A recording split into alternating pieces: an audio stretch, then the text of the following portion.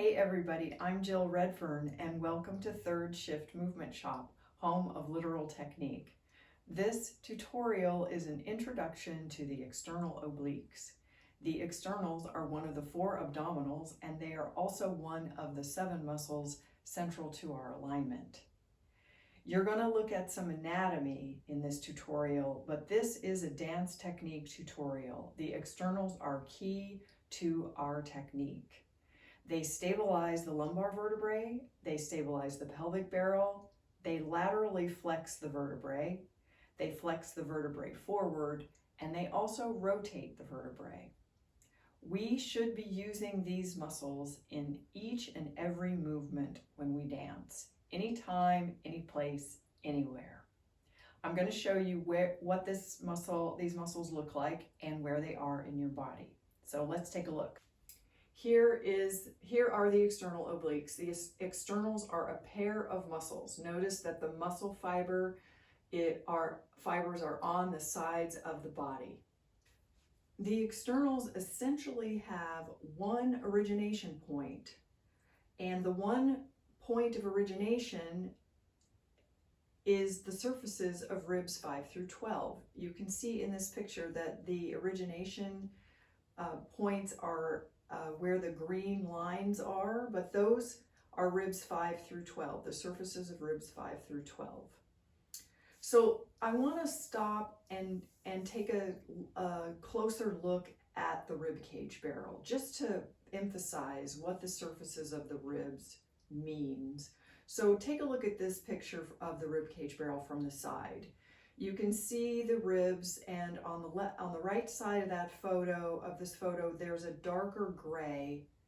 That's the costal cartilage. The costal means rib. The ribs all have cartilage. The surfaces of the ribs means the bone. So let's take another look at the rib cage barrel. See, in this photo, there's the ribs themselves are shaded a light yellow, and then sort of in the center of the photo is the cartilage, the costal cartilage of ribs 1 through 10. The cartilage of the floating ribs 11 and 12 does not come around and join with the cartilage of the other ribs, but they do have cartilage. The yellow shaded area, again, are the surfaces of the ribs. That is where the externals originate from. I'm distinguishing it from the cartilage. Okay, so externals originate on the surfaces of ribs 5 through 12. The external obliques have 3 insertion points, so let's take a look at insertion points 1 and 2. First up is the linea alba, which is that pink line that runs from the bottom of the sternum right down to the pelvic barrel. The 2 muscles come together and insert at the linea alba. The center area is what's called an aponeurosis. The pubic tubercle, which are a tubercle is a projection on top of a bone. So in this instance, the pubic bone is where this tubercle is, and you can see the 2 pink circles and the 2 dots inside those circles that represent the tubercles. The insertion point number 3 is the iliac crest, and the iliac crest is an aspect of the hip bone, which is an aspect of the pelvic barrel. What I want you to take away from the photos of the anatomy of the external obliques is a basic understanding of where this muscle is and what it looks like in your own body. We have origination on the sides of the ribs, on the bone themselves.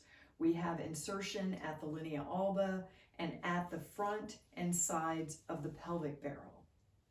So I want to skip back a couple steps to the concept of origination and insertion.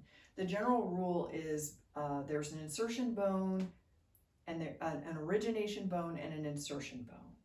When muscle contracts, insertion moves toward origination. With the externals, however, because we have origination at the rib cage and insertion at the pelvic barrel and the linea alba, but I'm thinking about the pelvic barrel for the moment, we've got two bones that are essentially equally movable. We don't have a less movable bone. So what this means for contraction of this muscle is that contraction becomes an act of physical balance. You're going to, the contraction you do with the muscle is going to try to achieve a balance in alignment of the pelvic barrel and the rib cage barrel. Of course, if you contract the muscle to flex the vertebrae forward, you're going to have a different kind of balance with the muscle. But in general, the externals are an act of physically balancing the two barrels. When that happens, you will achieve the balance of the 33 vertebrae, right? Pelvic barrel, thoracic vertebrae, rib cage barrel, thoracic vertebrae, pelvic barrel, sacral vertebrae. That's how you're going to accomplish the stability of the lumbar and the pelvic barrel. So a little complexity there, but something to keep in mind.